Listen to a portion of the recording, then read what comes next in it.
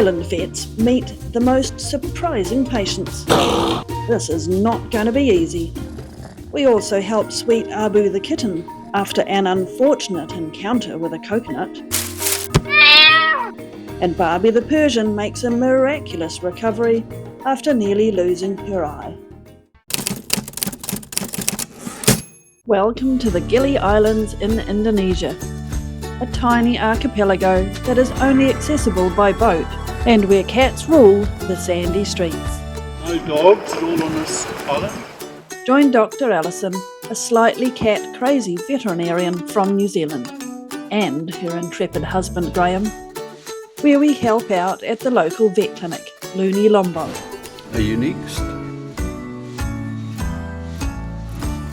An animal charity dedicated to caring for the strays and street cats. Together, making a difference for all the animals on islands where a cat ambulance looks like this, and public transport looks like this. Stay tuned to discover the joys and struggles of being a vet in such a beautiful yet remote location. Today's patients look like bizarre raccoon dog cats. They are two types of Asian Civets that have been rescued from failed adoptions and the Kopi Luwak coffee trade. And today they are here for castration surgery. Rocket is an Asian Palm Civet from Java, and Chewy is a Sumatran white masked Palm Civet. Well, I've never had a civet before. I know, it's okay. It's not me, he's just really afraid of humans. One thing for sure, they're not your average patient. It's mine. It's okay, it's mine, yeah. Chewy's obviously not sedated. You want some more sleepy medicine in your mouth? Sedation is first given to them by squirting it in their mouths while they are still in their cage, so they get sleepy before bringing them out and handling them. This is less stressful for the animal and safer for the vet staff too. Unfortunately, the medicine does not taste so good. That tastes terrible, doesn't it? It's not strawberry flavoured or even banana, which is Chewy's favourite flavour. Oh, Rocket, you are so sneaky. Civet musk used to be used for manufacturing perfumes. In early history, the musk was more valuable than ivory, gold or myrrh, and traded with Egypt, Zanzibar and India. Nowadays, perfume manufacturers have switched to synthetic musk due to ethical considerations for the civet's welfare. Well, there you go. Rocket is already a bit sleepy, so he's coaxed out of his cage and then wrapped in a familiar smelling towel to make him feel more secure and more relaxed before he is given an injection of anaesthetic. So since COVID, they've become an extremely popular pet. There's a 200% increase in civet breeders in Indonesia. So they're shipping them all over the country as pets, but in reality they don't make good pets and they're quite expensive to feed and care for. So then you end up with locals who have civets who they can't care for, and they're either releasing them in areas where they're non-native or they're basically giving them away because they can't take care of them anymore. The vets check how sleepy Rocket is, and then a front leg is clipped, ready to place an IV line that allows fluid support and medication to be given during surgery, and then he is shaved and prepped ready for surgery. A heat pad keeps him warm during the procedure, and the depth of his anaesthetic is monitored closely by checking his heart rate and his eye blink reflexes. After a successful surgery, Rocket is snuggled up warm to recover, while preparations are made for Chewy. Hopefully he's asleep and not barking. Not so sleepy. So an injection is needed. Holding the base of his tail is a safe way to restrain a civet. Then we just let him relax and let the anaesthetic kick in. Animals' eyes can dry out when under anaesthetic, so artificial teardrops are applied. Look how big his teeth are. You need a dental clean and polish, Chewy. You won't need those anymore. Both anaesthetics were monitored closely. 126 beats per minute. Once Chewy is sleeping like a baby, he loses the crown jewels as quickly as Rocket did. Once the procedure finished, we took the opportunity to satisfy our curiosity by having a closer look. Both civets are given pain relief by injection, and an increasing blink and whisker movement reaction tells us he is waking up. We let Chewy wake up in his cage so he feels safe in a familiar enclosure.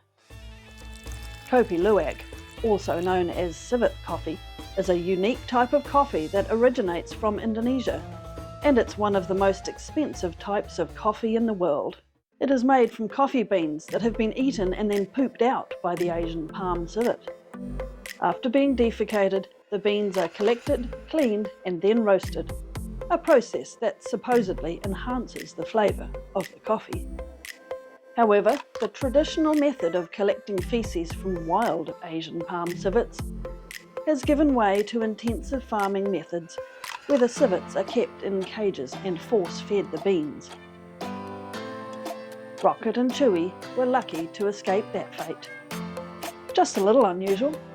Definitely a first for Ali the vet. So what's just happened here? This is Abu, little silver tabby kitten, who lives on the tropical island paradise of Gili Trawangan. But unfortunately, on tropical island paradises, you have got coconut trees, and unfortunately, little Abu got hit by a coconut and broke his back leg. Ouch. Poor Abu arrived at the clinic in a lot of pain. Hi, baby. So he was given pain relief and sedation straight away so X-rays could be taken. Poor Abu's femur was shattered, a major injury. How can the vets fix this for Abu? Having access to X-rays is so helpful. But Ali does joke when a cat sits on the copier, "We've got a cat scanner." We've got a cat scanner. But with no equipment on the island to pin or plate the bone, we were left with only one choice to save his life. That was to amputate the damaged leg. A dramatic decision, but we had to do it to give Abu a chance. We had basic surgical equipment, but no bone saw. So we walked down to the local hardware store for supplies that we could sterilise for the surgery. Good morning. Selamat pagi. The injured leg was shaved, ready for surgery, and Alison wrapped his fluffy paw and tail in bandages to ensure that no cat hair gets near the surgery site. After moving him into theatre, the team makes sure that Abu is stable under general anaesthetic. The surgery site is cleaned, and Dr Alison scrubs her hands with antiseptic wash and puts on sterile gloves. The injured leg is covered with sterile drapes and surgery begins. The surgical plan is to remove the sharp ends of broken bone, leaving enough soft tissue to cover the stump. Graham scrubs in to help. An extra pair of steady hands is needed. After the hour-long procedure, Alison is especially concerned about Abu's recovery.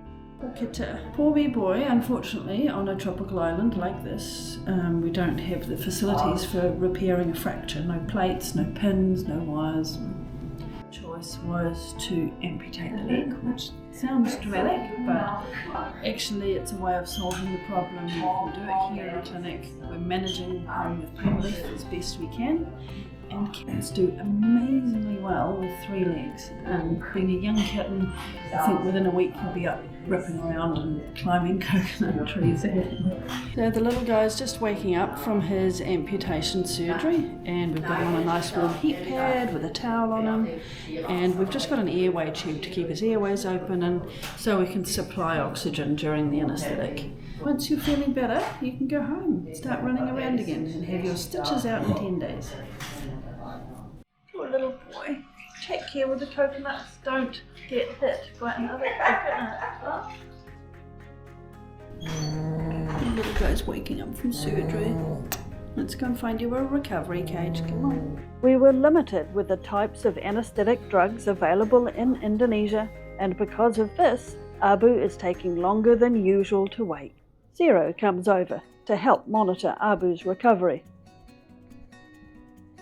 What's the story with this one? So this is Siro, and we think he's got orofacial pain syndrome, and it was making him really attack and scratch at his face till his face was bleeding and all covered in scabs and blood down his legs, and he just couldn't stop attacking his face. But we gave him an anaesthetic and cleaned up his wounds and treated him with some antibiotics. And He's had a wash. he's had a bath, and we've put him on some medication to stop the nerve pain, and he's like a new cat. He sings when he purrs. Make sure you check out Siro's incredible recovery. Find the link in the video description below. Abu takes his time to wake from surgery. He's a bit disorientated because of the pain relief medication he was given. But look at him the next day. Say thank you, Madam Dr Alison. I'm feeling better now. And he is soon confidently hopping around the clinic.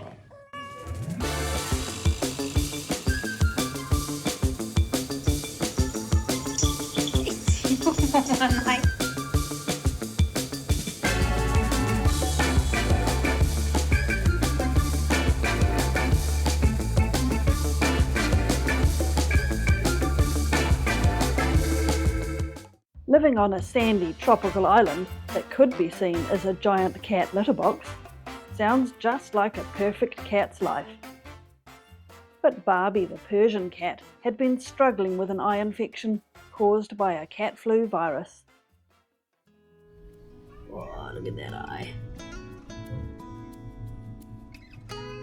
So this cat probably has herpes virus, and he keeps getting the flu and flare-ups in his eyes, which causes an ulcer, and then the ulcer has got a sequestrum. A sequestrum is like a scab of dead tissue on the eye surface that the body struggles to heal. In New Zealand, an eye specialist maybe would try and remove the sequestrum and put a graft over that eye, but that may be too complicated for what we can manage here. So maybe we have to look at surgery to remove his eye if it's really painful for him. It got so bad that Dr Alison thought it was beyond saving, and because it was so painful, we discussed removing her eye to alleviate the discomfort. Cats do manage well with one eye. They use their other senses to move around, but this surgery was not without its risks. Persians have short noses and struggle to breathe under anaesthetic, and we were worried the anaesthetic might be too much for an older cat to survive. But she was in so much discomfort, we made plans to do the surgery. Before the operation could proceed, we needed a few days of treatment with extended antibiotic cover to help avoid infection after surgery, and we added in some antiviral eye drops and supplements along with pain relief. But by the time surgery day arrived, and to Dr Alison's surprise, Barbie's eye had improved so much, and of course surgery was delayed to buy more time. Can you see how much clearer the eye looks? To Barbie's relief, and her owner's, the eye has continued to improve, and here is Barbie today, without having needed risky surgery. What a miracle! If you enjoyed today's veterinary stories from Gili Trawangan, make sure you subscribe to Vet Around the World so you do not miss our upcoming vet and pet adventures from Indonesia and Thailand. Thank you to the Luni Lombok Clinic for hosting us, and for the incredible work you do caring for the animals in the Gili Islands. Take this down. Come to visit the Luni Cat Cafe when you visit the Gili Islands and support their work. Links to their website in the description. This is your coffee, sir. Thank you so much. Enjoy your coffee. That looks delicious. And another big thank you to Vets Beyond Borders, who deploy volunteer vets and vet nurses to animal welfare projects, making the world a better place for pets and people. And if you liked this video, please like and subscribe. It costs you nothing, but it helps us to help the animals.